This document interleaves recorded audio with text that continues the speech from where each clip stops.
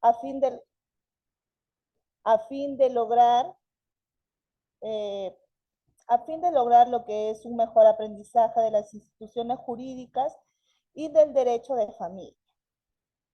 Este diplomado va a iniciar el día de hoy día jueves 16 de febrero, se dictará con una frecuencia de todos los jueves de 7 a 9 de la noche.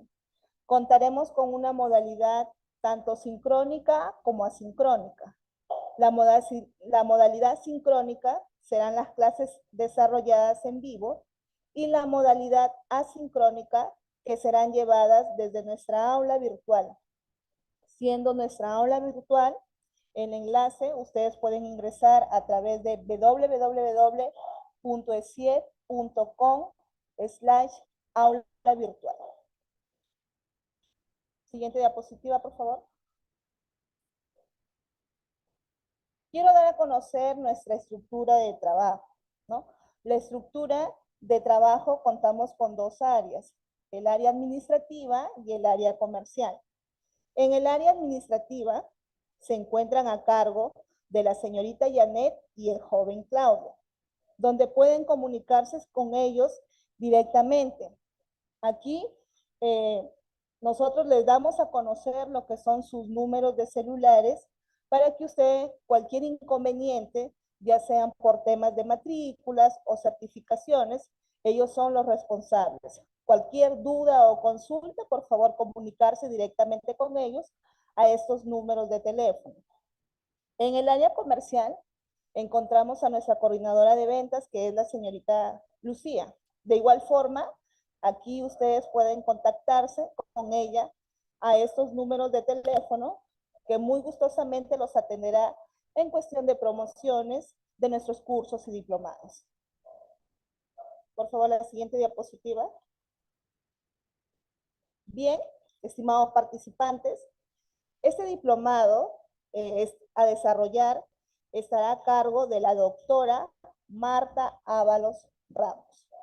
Ella es abogada por la Universidad Nacional Mayor de San Marcos, con maestría en el área de psicología, con el grado de magíster en terapia familiar, con más de 14 años de experiencia sólida en gestión y administración pública, en lo que es implementación de políticas públicas, supervisión y ejecución de proyectos de desarrollo social.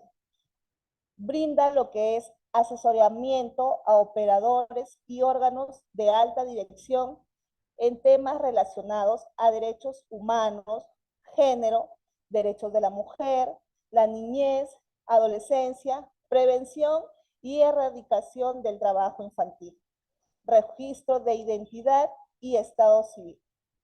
Además, ella brinda asesoría, atención y defensa legal de casos sobre violencia familiar y sexual y derecho laboral.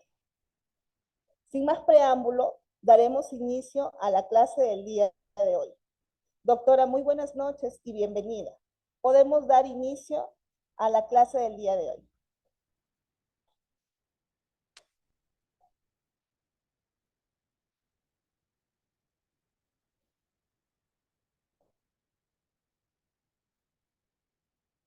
Doctora Marta, buenas noches. Sí, buenas noches a todas, a todos. Buenas noches, Janet, muchas gracias por la bienvenida y la presentación al inicio de este diplomado en Derecho de Familia del Niño y Adolescente. Es un gusto para mí estar aquí en este diplomado. Esperemos que podamos compartir y aprender todos en estas sesiones programadas. Muchas gracias, Janet. ¿Empezamos entonces? Podemos iniciar, doctora. Ok, muchas gracias. Entonces empezamos. Eh, quisiera que me confirmen antes de empezar los participantes si están viendo la presentación, si todo es correcto, si me escuchan correctamente. Por favor, por el chat o por el audio. Sí, doctora, correcto. Ok, listo. Ujú. Bueno, muy bien. Vamos entonces a avanzar. Y al inicio de este módulo del diplomado familia, vamos a ver lo que es el derecho de familia, ¿no? Eh, la regulación de la familia, la celebración del matrimonio, el divorcio y las causales de adulterio en general, ¿no? Todas las causales que conllevan a lo que es el divorcio, el régimen patrimonial, la liquidación de las sociedades gananciales, la filiación matrimonial. Vamos a, a recordar, yo imagino que los participantes, todos los participantes, tienen conocimiento, ¿no? Del libro, ¿no? De familia, del Código Civil. Entonces, vamos hacer a resaltar algunos puntos importantes que se requiere y sobre todo las modificaciones que ha ido teniendo este libro del Código Civil en los últimos años, ¿no? Y las implicancias que esto ha tenido eh, en, en su aplicación, ¿no?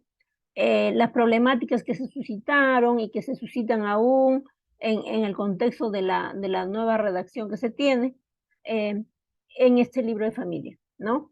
Y para ello vamos a definir, ¿no? ¿Qué es la familia, ¿no? A ver, a mí me gustaría interactuar con los participantes si eso es posible. Yo voy a ir preguntando o pueden activar su micrófono. No sé si tienen la opción, estimadas, para que los participantes puedan participar, ¿no? Y podamos ir encontrando, identificando lo que nuestra legislación establece respecto a la familia. Como nosotros sabemos, ¿no? Durante mucho tiempo y durante todos los tiempos, el término familia nos lleva a una definición, ¿no? De un grupo especial, ¿no? Con vínculos especiales, pero sobre todo un espacio importante en la sociedad. Este espacio, esta concepción, ha ido cambiando, ¿no es cierto?, a lo largo del tiempo. Para algunos continúa siendo en estricto esta definición de grupo especial, ¿no?, con ciertas características, mientras para otros esta definición ha ido eh, cambiando a lo largo del tiempo. La familia eh, que antes se tenía, y estamos cuando decimos antes, estamos hablando el Código de 1852, el Código de 1936, el Código de 1984, antes de sus modificaciones, ¿no? Cómo este concepto de familia era diferente al que actualmente y las nuevas generaciones lo sostienen en la actualidad, ¿no? La familia es el núcleo social más importante, ¿no? Que tenemos y que debiera, ¿no?, ser para cada una de las personas, ¿no? Sin embargo, a veces este núcleo, este grupo importante, no cumple esta función de, de núcleo eh, madre, digamos, ¿no? Que alimenta, que protege, ¿no? Porque la familia, eh, en la concepción para muchos, es eso, ¿no? Un grupo nutriente, protector, alimentador, ¿no? Eh, eh, que sostiene, que da soporte, ¿no? En todos los contextos emocionales, sociales, físicos, ¿no? Y que para unos sí funciona, tiene esta solidez, ¿no? Que tiene vínculos eh, jurídicos, pero también nace de vínculos de sangre, ¿no? Y se establecen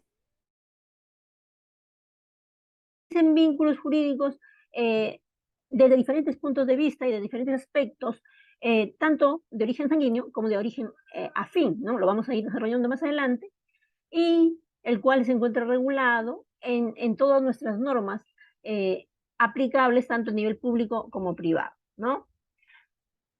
Así, en ese contexto, tenemos que internacionalmente también hay los diferentes instrumentos internacionales establecen definiciones sobre la familia y alguno de ellos señala que es el elemento natural y fundamental de la sociedad sujeta a la protección del Estado y la sociedad. Miren qué importante definición, elemento natural. ¿Qué significa? Que se da como por defecto, digamos, ¿no? En el desarrollo de la sociedad. Y es fundamental, dice, ¿no? Para la sociedad, dice, sujeta a la protección. Es importante esto porque está sujeta a la protección del Estado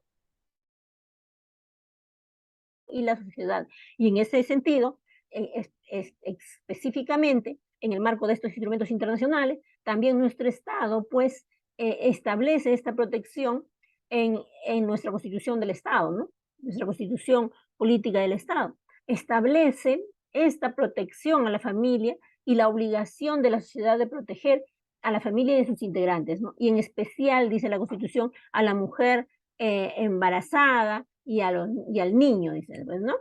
Entonces, hay concordancia entre nuestra legislación y la legislación internacional. La familia, por otro lado, ¿no? Debe ser protegida por la sociedad y el Estado, señala la Convención Americana de los Derechos Humanos, concordante con lo que ya estamos diciendo, ¿no? Como decíamos, la familia ha sufrido cambios en su definición, por decirlo así.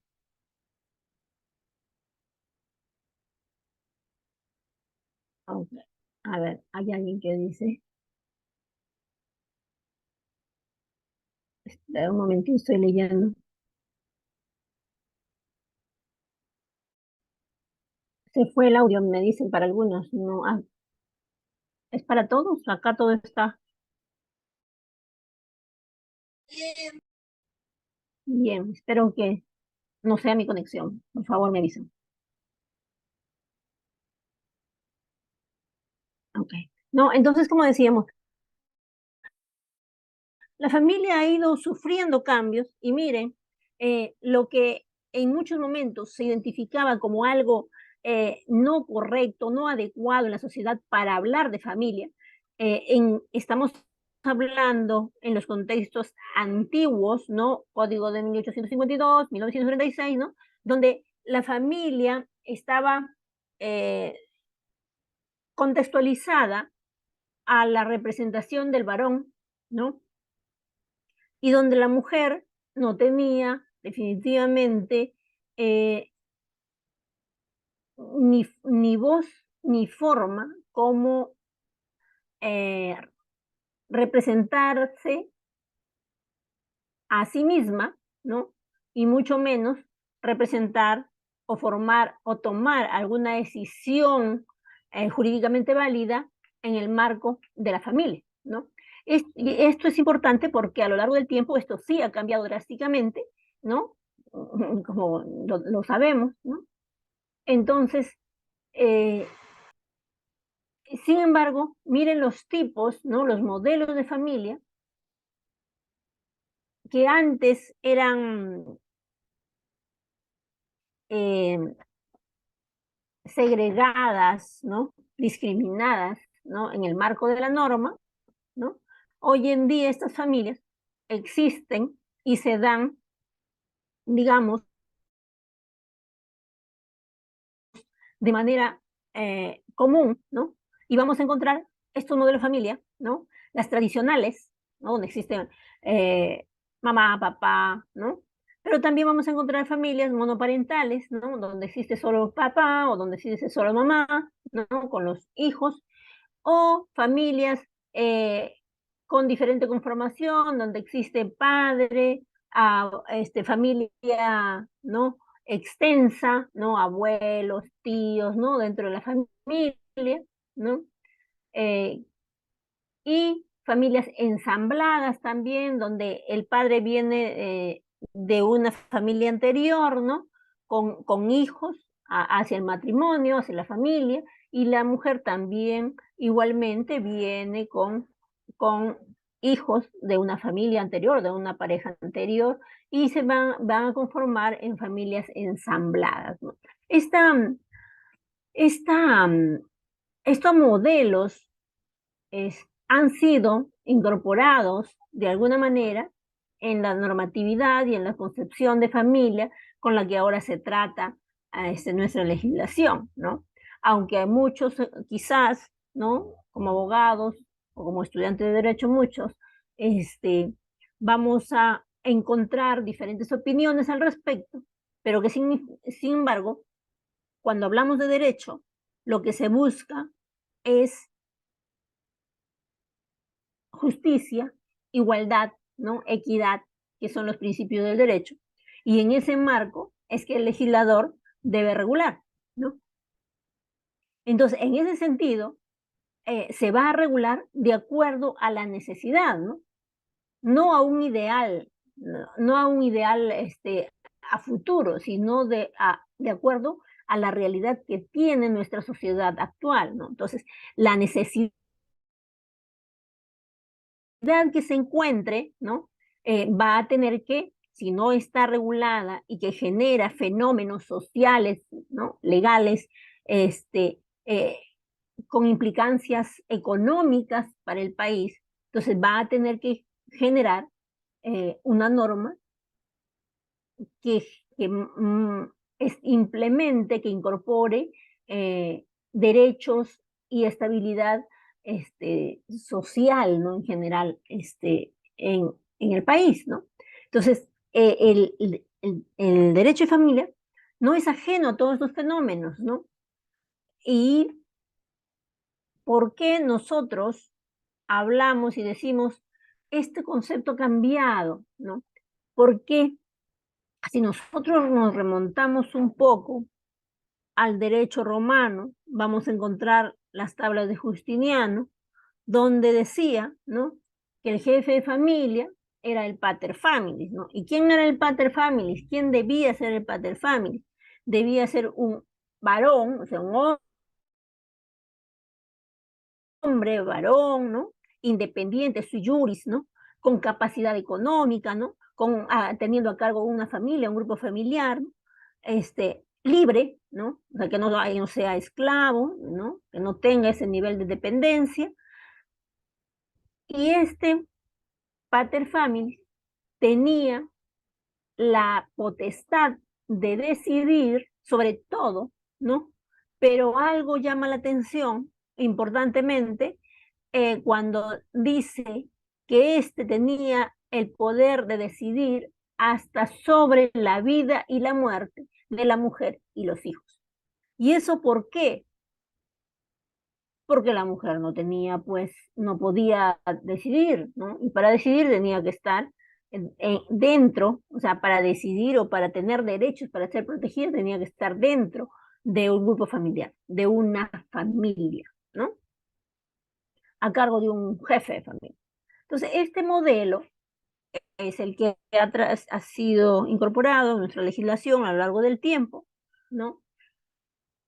Y el Código de 1852 incorporaba pues este modelo, ¿no? Obviamente, y establecía, ¿no? Que la mujer no podía ni comprar ni vender sin un representante y obviamente ese representante tenía que ser varón. Por consecuencia, la mujer tenía, pasaba, ¿no? Del poder del padre, ¿no? Del poder del padre al poder del marido, ¿no? Y de allí es este término, ¿no? De qué cosa era el poder, es dar el poder, ¿no? el manus, decía, ¿no? En romano, el manus, ¿no? Entonces, por eso es que se decía, voy a pedir la mano, o sea, pero el pedir la mano no era la mano que nosotros conocemos con 5 dedos, sino que era pedir el poder sobre ella, o sea, trasladar, ¿no? El poder del padre hacia el marido, ¿no? Sobre la mujer, ¿no? Entonces, este modelo incorporado en nuestra legislación, pues decía la regulación que la mujer no podía comprar ni vender, no podía opinar, no podía denunciar así ella haya visto algo que sea delito, no podía firmar a sus hijos por sí misma, tenía que ser el marido, ¿no? No podía declarar en ningún lado si no era con autorización del marido, ¿no? Entonces era un mundo de varones donde la mujer no podía hacer nada. Entonces, para que ella estuviera protegida, porque ese era el término, ¿no? Debía estar casada. Pero ¿qué pasaba con la mujer no casada? ¿Qué pasaba con la mujer que era engañada, que tenía hijos, o que era viuda, o que era huérfana, ¿no? Y que no se había casado, o que no tenía dinero, ¿no?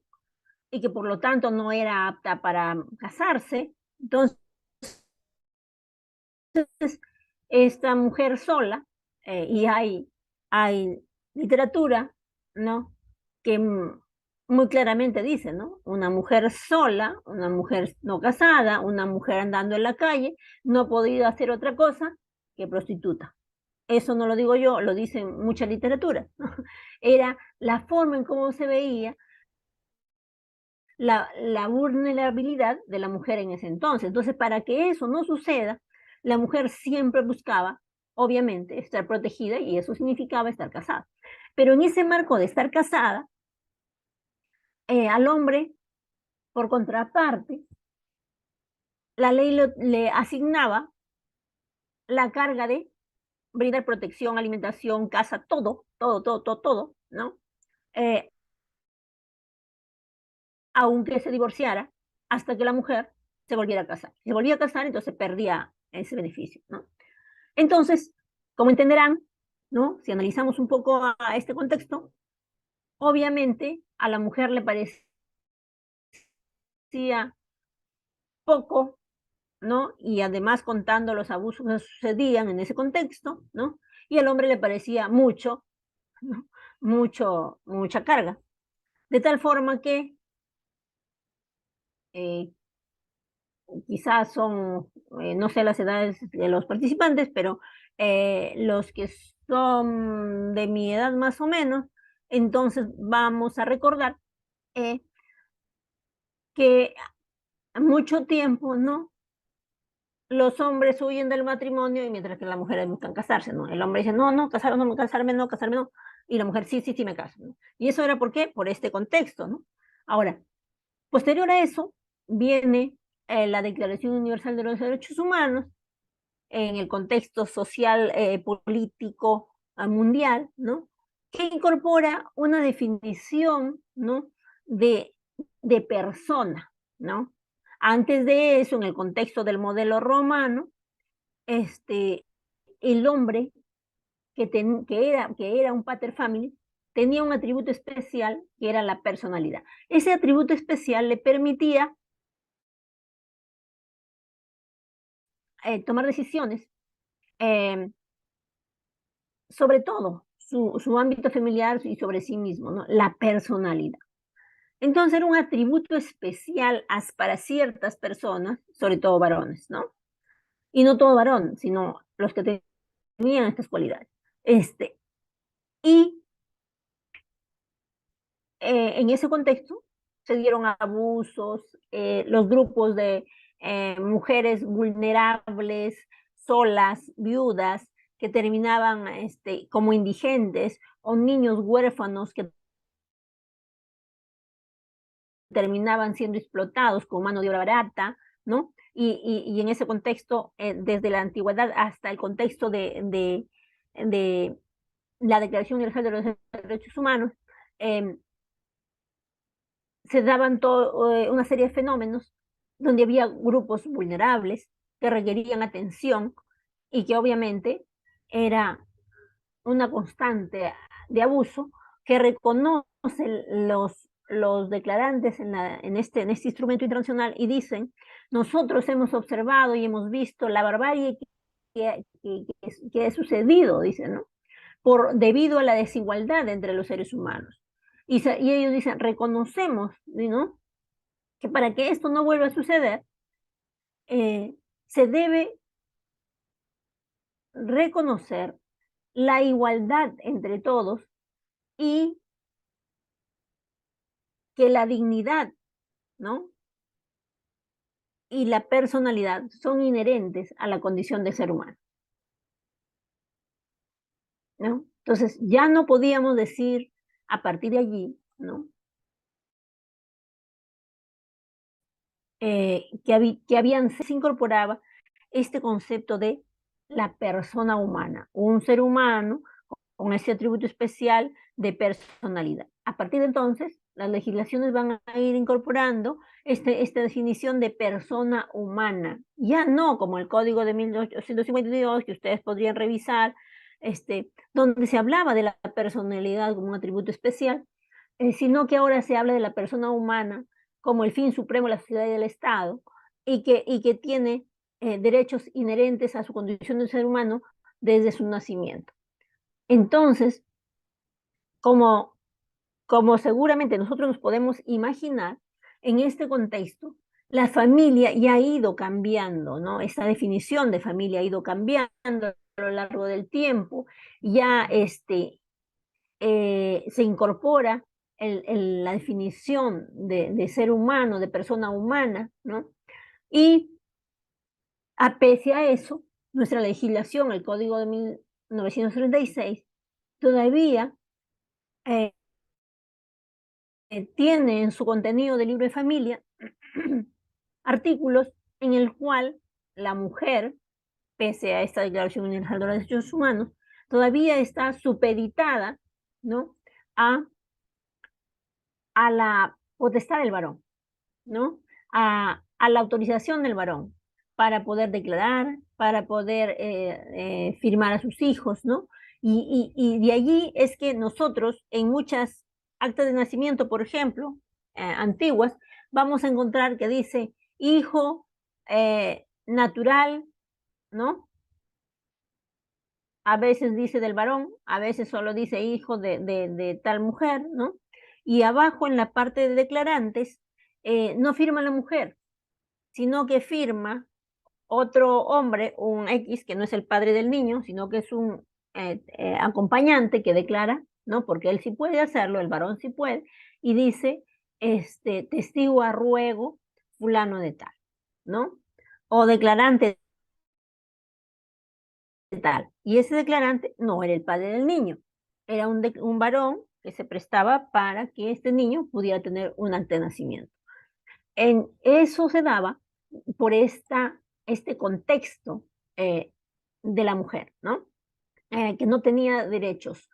Parte de eso, parte de estos artículos se han venido arrastrando y se han venido modificando em, de manera em, muy seguida entre 2018 y 2019, ¿no?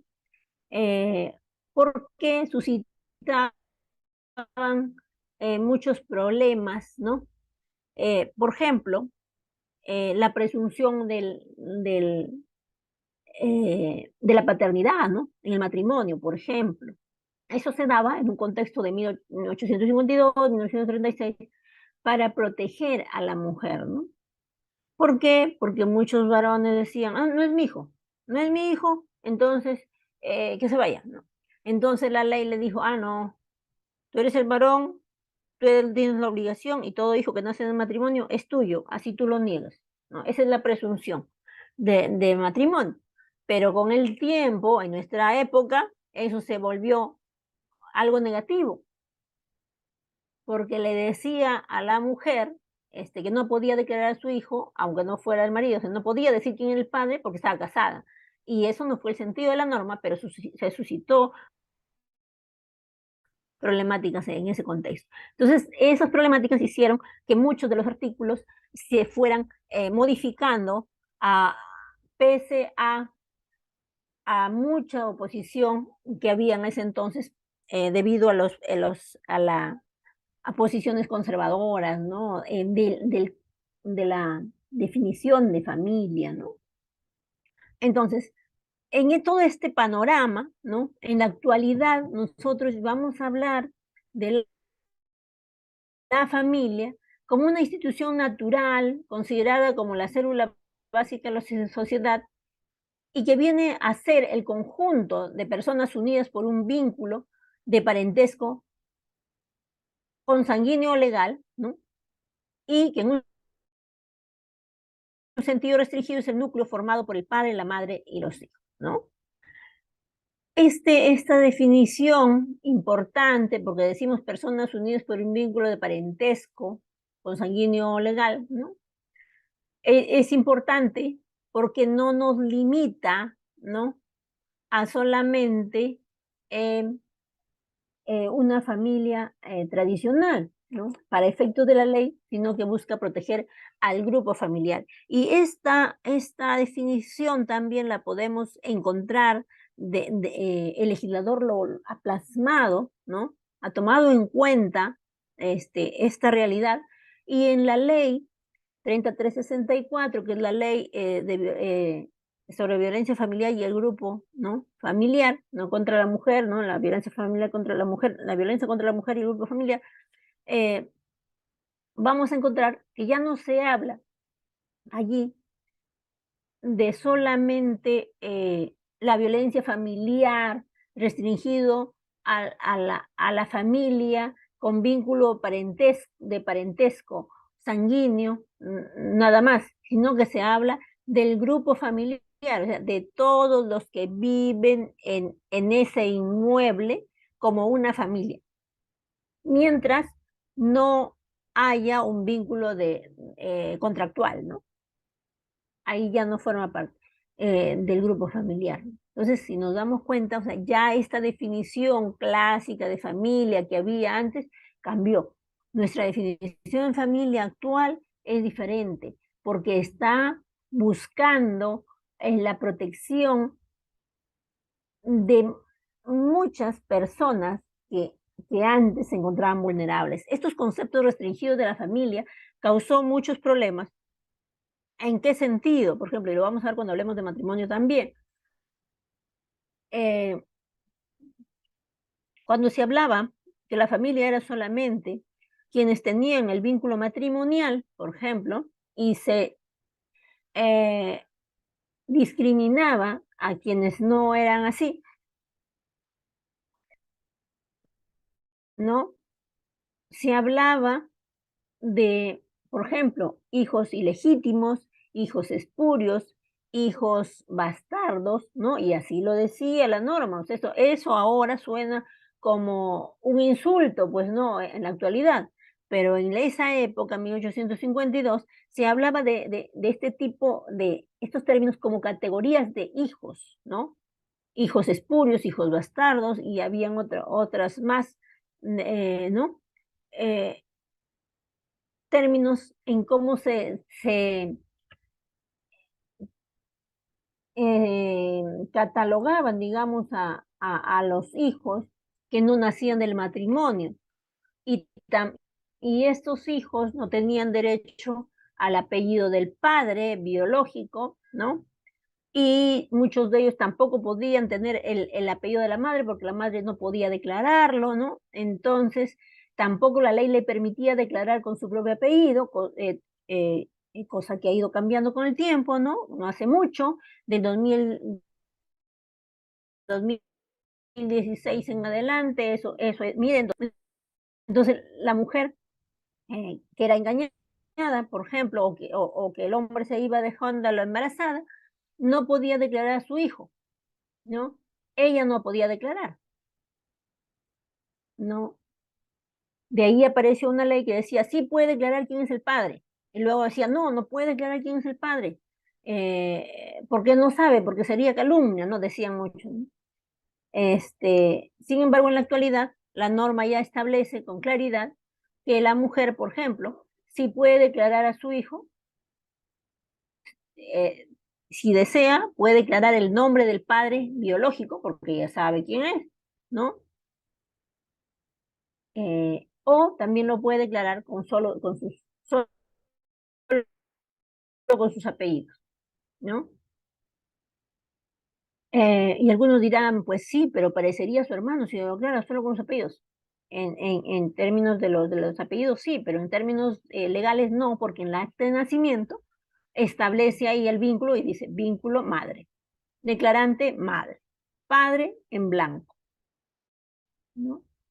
Entonces, eso se dio para que el niño no sea discriminado, no sea tratado con estas terminologías que se hacían antes y que causaban mucho daño, ¿no? Eh, Decirle a un niño, ¿no?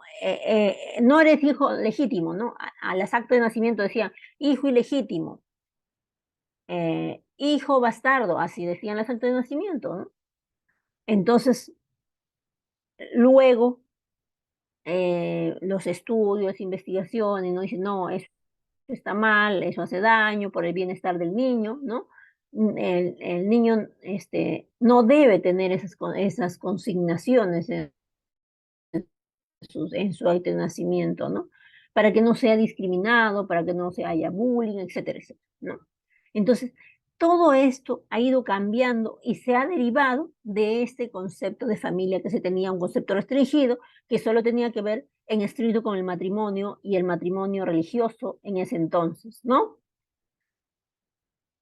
Ahora,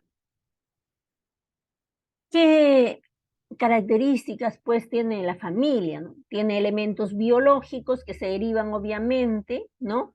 Del vínculo consanguíneo, ¿no?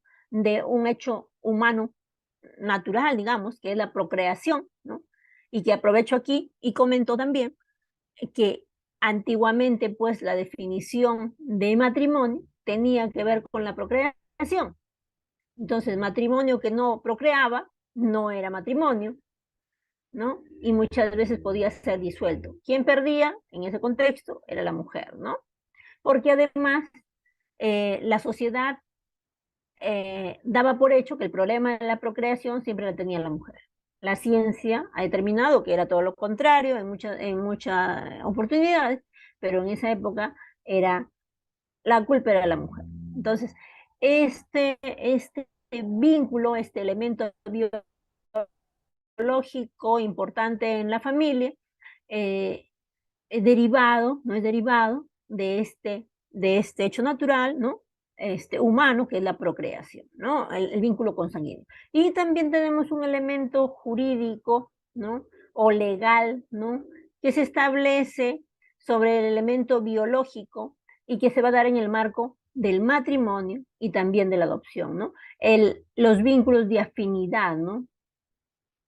Vínculos legales, ¿no? Que se dan derivados del matrimonio y por la adopción que se asume eh, como hijos, ¿no? A quien de sangre no lo es, pero que finalmente eh, la ley le da a este niño, a esta persona adoptada, iguales derechos eh, que un hijo consanguíneo, ¿no? Sin ninguna diferencia. Eh, Cornejo Chávez, ¿no? Nos habla y nos define a la familia y dice, la familia no es fundamentalmente un fenómeno jurídico legal, ni obra ni creación del derecho, ni de la ley, sino que por su génesis, o sea, por su origen, es sobre la naturaleza humana, dirigida a satisfacer las necesidades y exigencias inherentes a la persona como ser individual y social. ¿No? Interesante su definición, porque en el tiempo que Cornejo Chávez ha escrito, ¿no?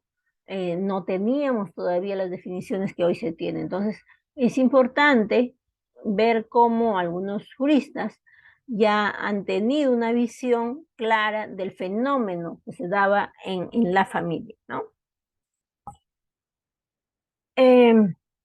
A través del tiempo, hemos hablado del origen romano, ¿no? Por hablar del modelo latino que tenemos, ¿no?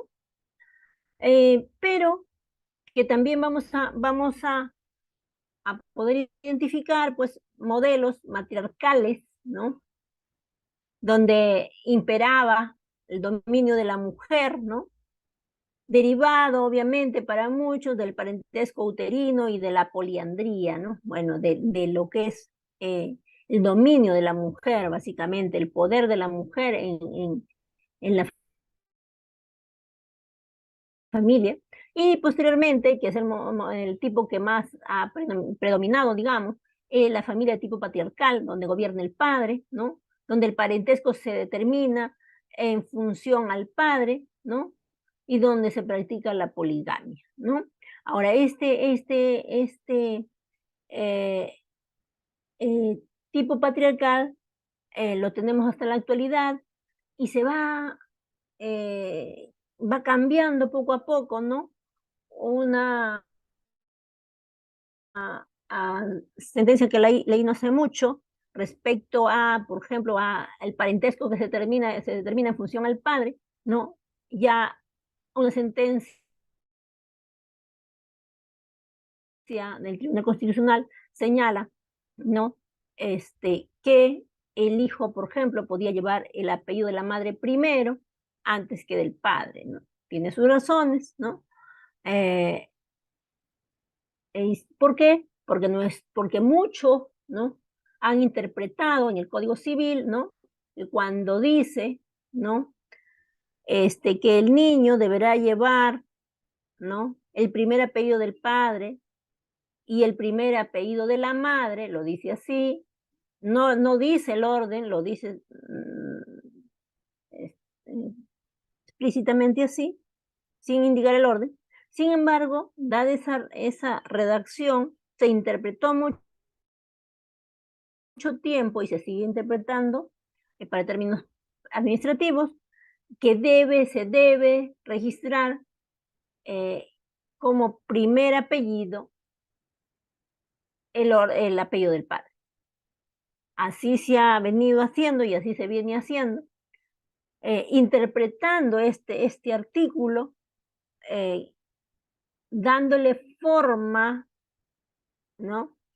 Eh, Señalando que obligaba a este orden.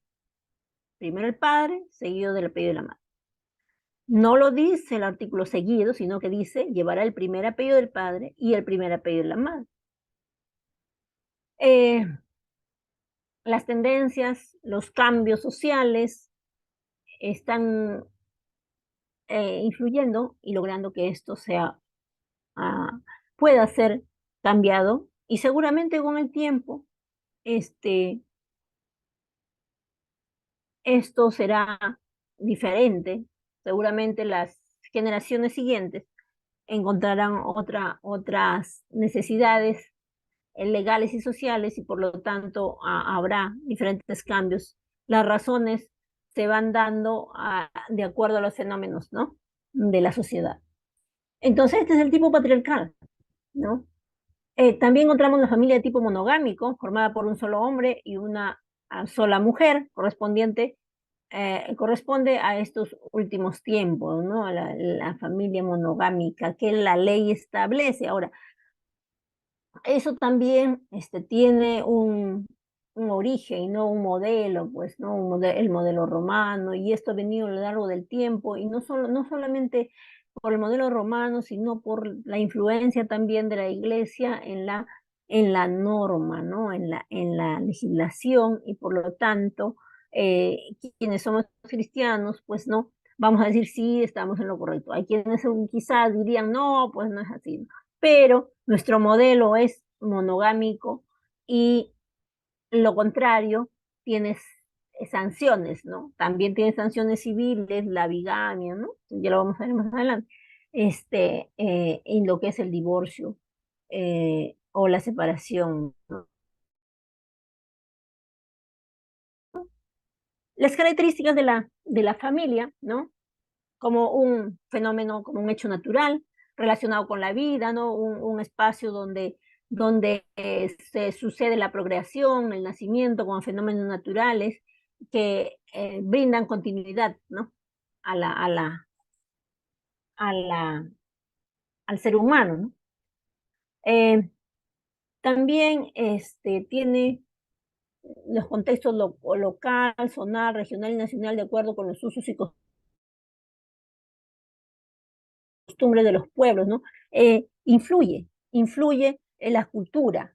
En estos tiempos vamos a hablar de multiculturalidad, pluriculturalidad, vamos a hablar de diversidad, ¿no? Entonces, vamos a hablar de derecho consuetudinario, vamos a hablar sobre todo, y es importante resaltar, porque las últimas modificaciones que ha sufrido el Código Civil incorpora eh, el derecho eh, de los pueblos, como son las comunidades nativas, y lo vamos a ver eso cuando hablemos del matrimonio, ¿no? Cosa que antes del 2018-19 eso no existía.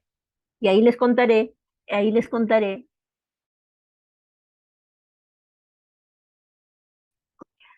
También tiene una característica ética, ¿no? Que más que normas jurídicas son de carácter moral, ¿no? Esto porque hay pues influencia de la iglesia y la iglesia tiene em, ciertos principios, ¿no?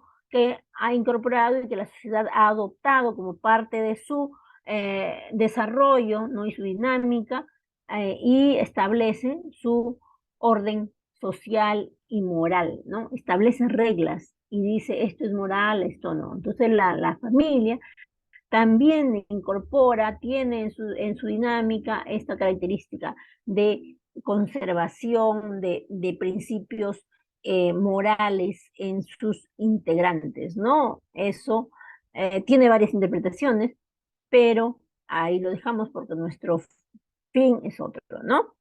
Es público porque eh, tiene eh, que cumplir de manera imperiosa la regulación que la ley establece, ¿no? Eh,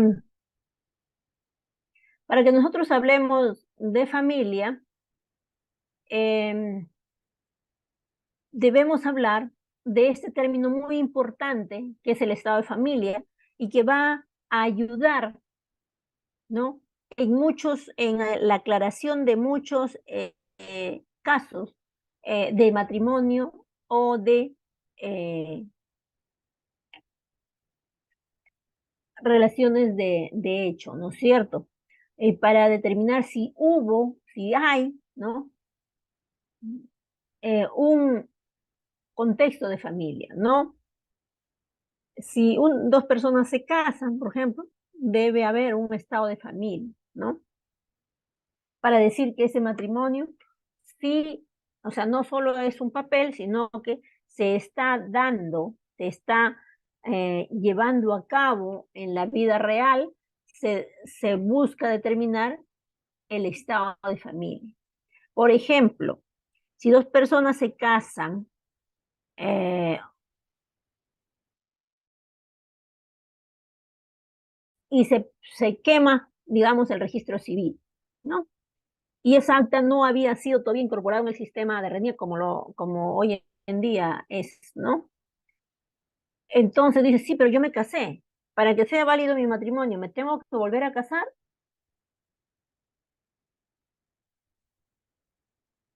Y algunos le dirían, sí, pues cásese de nuevo, ¿no? Algunos le dirían eso, ¿no? Y algunos abogados recomiendan eso y le dicen, sí, sí, tiene que volverse a casar. Y entonces los señores se van y se casan nuevamente, ¿no? Pero eso no es correcto. ¿Por qué? Porque lo que hay que buscar ahí es probar que sí hubo un matrimonio y que consecuencia de ese matrimonio hay un estado de familia, ¿no? Y el Código Civil establece en la actualidad, ¿no? Que ese estado de familia es importante para probar la existencia de un matrimonio. ¿no? Y probar que sí se llevó a cabo esta celebración. Entonces, no necesitas volverte a casar para que tu matrimonio sea válido, ¿no? Y los abogados lo entenderán muy bien. ¿Por qué? Porque si tú te casaste, a ver, estamos en el año 2023, ¿cierto? Si usted se casó en el 2016, se quemó el registro en el 2017 o 18, digamos, ¿ya? Entonces le dicen, se quemó, no tienes acta, no estás casado. ¿Qué tenemos que hacer? Entonces, bueno, cásate de nuevo, le dicen.